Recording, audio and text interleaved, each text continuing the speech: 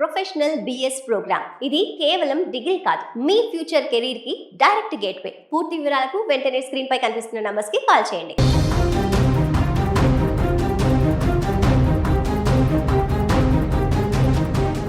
మళ్ళీ యుద్ధం మొదలైంది. గత కొన్ని రోజులుగా కాల్పుల విరమణ ఒప్పందంతో పశ్చిమాసియాలో కొంత ప్రశాంత వాతావరణం కనిపించిన నేపథ్యంలో తాజాగా మరొకసారి ఇరాన్ ఇజ్రాయెల్ మధ్య భీకరమైనటువంటి యుద్ధం మొదలైంది. ఇజ్రాయెల్ పైన ప్రత్యక్ష దాడికి దిగింది ఇరాన్. అది మామూలు దాడి కాదు, బీభత్సమైనటువంటి దాడికి పాల్పడింది. ఆదివారం సాయంత్రం ఇజ్రాయెల్ను లక్ష్యంగా చేసుకొని ఇరాన్ బాలిస్టిక్ క్షిపణులతో విరుచుకుపడింది.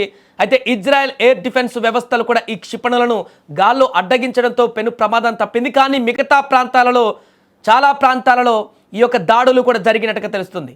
ఎలాంటి ప్రాణ నష్టం జరిగిందా లేదా అనేది తెలియాల్సి ఉంది. ఆస్తి నష్టం అయితే జరిగినట్టుగా తెలుస్తుంది. ఏదేమైనా కూడా గంటల వ్యవధిలోనే ఇజ్రాయెల్ కూడా ఇరాన్ పైన ప్రతి దాడులకు దిగడంతో ఒక్కసారిగా రెండు దేశాల మధ్య మళ్ళీ తీవ్ర ఉద్రిక్త పరిస్థితులు నెలకొన్నాయి. ఈ పరిణామాలకు కొన్ని గంటల ముందు ఇజ్రాయెల్ దళాలు లెబనాన్లోని బీరూట్ శివారు ప్రాంతాలలో హిజ్బుల్లా స్థావరాలపైన వైమానిక దాడులు నిర్వహించారు.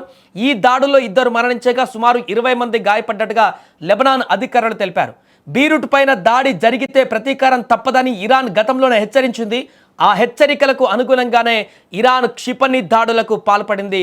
సుమారు 10 బాలిస్టిక్ క్షిపణులతో 3 నుంచి 4 దశల్లో ఈ దాడులు జరిగినట్టుగా తెలుస్తోంది. ఈ దాడికి తామే బాధ్యత వహిస్తున్నట్లు Iran Islamic revolutionary guards corps ప్రకటించింది. వారం రోజుల పాటు నిరంతర దాడులకు ఇది నాంది మాత్రమే అంటూ కూడా హెచ్చరించింది. లెబనాన్లో ఇజ్రాయెల్ చర్యలు కొనసాగితే మరింత తీవ్రమైనటువంటి ప్రతిస్పందన ఉంటుందంటూ కూడా ఇరాన్ స్పష్టం చేసింది. ఇరాన్ దాడుల నేపథ్యంలో ఉత్తర ఇజ్రాయెల్లో ఎయిర్ రైడ్ సైరన్లు మోగడంతో ప్రజలు ఒక్కసారిగా భయంతో షెల్టర్లలోకి పరుగులు తీశారు. ఇరాన్ చాలా పెద్ద తప్పు చేసింది, దీనికి తగిన ప్రతిఫలం ఉంటుందంటూ ఇజ్రాయెల్ డిఫెన్స్ ఫోర్సెస్ ప్రతినిధి బ్రిగేడియర్ జనరల్ ఎఫీ డెఫ్రీన్ హెచ్చరించారు. ఆదివారం రాత్రే ఇజ్రాయెల్ ప్రతిదాడులు ప్రారంభించింది. పశ్చిమ మధ్య ఇరాన్లోని టెహ్రాన్ సమీపంలో ఉన్నటువంటి సైనిక స్థావరాలను లక్ష్యంగా చేసుకొని దాడులు చేసినట్లుగా ఐడిఎఫ్ ప్రకటించింది. ఇరాన్లోని పలు నగరాలలో భారీ పేలుళ్లు సంభవించినట్లు కూడా అంతర్జాతీయ మీడియా సంస్థలు నివేదించాయి. అమెరికా జోక్యం పెరుగుతున్నటువంటి ఆందోళన ఈ దాడుల నేపథ్యంలో ఇరాన్, సిరియా తమ గగనతలాలను మూసివేస్తున్నట్లు ప్రకటించాయి. టెహరాన్లోని ఇమాన్ కౌమని అంతర్జాతీయ విమానాశ్రయానికి వచ్చే విమానాలను కూడా ఇరాన్ తాత్కాలికంగా ఇప్పుడు నిలిపివేసింది. మరోవైపు ఇజ్రాయెల్, ఇరాన్, హిజ్బుల్లా మధ్య నెలల తరబడి కొనసాగిన ఉద్రిక్తతలను తగ్గించేందుకు అమెరికా మధ్యవర్తిత్వంతో కాల్పుల విరమణ ఒప్పందం కుదిరింది. తాజా దాడులతో ఆ ఒప్పందం ఇప్పుడు ప్రమాదంలో పడిపోయింది. అమెరికా అధ్యక్షుడు డొనాల్డ్ ట్రంప్ ఇజ్రాయెల్ ప్రధాని బెంజమిన్ నెతన్యాహుతో ఫోన్లో మాట్లాడి ప్రతీకార దాడులకు దిగొద్దని, దౌత్య మార్గాలలో ప్రాధాన్యత ఇవ్వాలంటూ సూచించారు. బీరూట్ పైన దాడికి తమ అనుమతి లేదని అమెరికా అధికారి ఒకరు స్పష్టం చేశారు. ఈ పరిణామాలతో సోమవారం ఆసియా మార్కెట్లో చమురు ధరలు పెరిగాయి. ఈ దాడులు పశ్చిమాసియాలో శాంతి స్థాపన ప్రయత్నాలకు తీవ్ర విఘాతం కలిగించేటువంటి పరిస్థితి ఏర్పడింది. ఇప్పుడు మరలా ఇజ్రాయెల్, ఇరాన్ మధ్య నెలకొన్నటువంటి ఈ భీకర దాడులు మరొక వైపు గల్ఫ్ దేశాలు అప్రమత్తమయ్యాయి. గల్ఫ్ దేశాలపై ఏ క్షణానైనా కూడా ఇరాన్ మరలా దాడి చేసేటువంటి అవకాశం ఉందనేటువంటి అనుమానంతో గల్ఫ్ దేశాలు కూడా అప్రమత్తమయ్యాయి.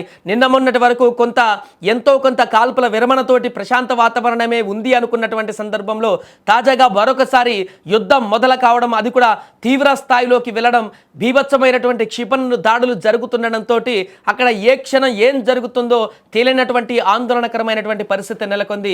ఈ నేపథ్యంలో ఇరాన్, ఇజ్రాయెల్ మధ్య నెలకొన్నటువంటి ఈ యొక్క భారీ బీభత్సమైనటువంటి యుద్ధం మరలా ఎటువైపు దారితీస్తుంది, మరలా కాల్పుల విరమణ ఒప్పందం వైపు వెళ్ళేటువంటి అవకాశం ఉందా, లేదా ఏదో ఒకటి జరిగితే కానీ యుద్ధానికి సంబంధించినటువంటి పులి స్టాప్ పడదనేటువంటి ఆ ప్రాంతానికి ఆ యొక్క పరిస్థితికి దారి తీసేటువంటి అవకాశం ఉందా?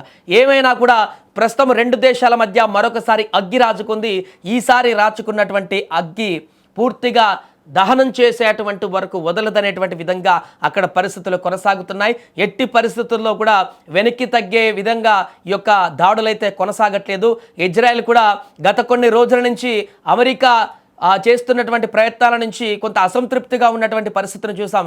ఈ నేపథ్యంలో ఇజ్రాయెల్ ఇక ఒంటరిగానే ఇరాన్ పైన దాడి చేసేందుకు బరిలోకి దిగిందా, లేకుంటే ఇరాన్ ఇప్పుడు ప్రతిదాడి చేసేటువంటి పరిణామాల్లో ఇజ్రాయెల్ పైన దాడులను కొనసాగిస్తుందా, ఇతర దేశాలపైన కూడా ఆ యొక్క ఆ ప్రాంతాలలో ఎయిర్ బేస్ల పైన లేకుంటే ఇతర ప్రాంతాలలో ఈ దాడులను కొనసాగిస్తా ఏం జరుగుతుందా అనేది మాత్రం వేచి చూడాలి. ప్రస్తుతానికి మాత్రం ఇరాన్ ఇజ్రాయెల్ మధ్య నెలకొన్నటువంటి ఈ యొక్క భీకరమైనటువంటి యుద్ధ వాతావరణం ఇప్పుడు ప్రపంచ దేశాలని మరలా కలవరపెట్టేటువంటి పరిస్థితికి దారితీసింది.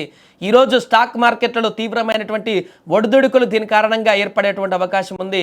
మరలా చెమురుకు సంబంధించినటువంటి ఇబ్బందులు ప్రపంచ దేశాలు ఎదుర్కొనేటువంటి అవకాశం కనిపిస్తుంది. ఇప్పటికే హార్మోజ్ జలసంధిని పూర్తిగా దిగ్బంధించి అక్కడ తీవ్రమైనటువంటి విఘాతాన్ని కలిగిస్తూ అన్ని దేశాలకు ఇబ్బందికరంగా మారినటువంటి యుద్ధ వాతావరణం మరొకసారి ఇది తీవ్ర స్థాయికి చేరుకోవడం, మరొకసారి యుద్ధ పరిణామాలు మరింత ఆందోళనకరంగా మారడం, ఏ క్షణాన ఏం జరిగేలాగా మారుతుందా అనేటువంటిది ఇప్పుడు అందరినీ తీవ్ర ఆందోళనకు గురి చేస్తుంది. ప్రస్తుతం అక్కడ భీకరమైనటువంటి యుద్ధ వాతావరణం అయితే కొనసాగుతుంది. మరి ఇది ఎటు దారి తీస్తుంది, ఎక్కడికి వెళ్తుంది అనేది వేచి చూడాలి.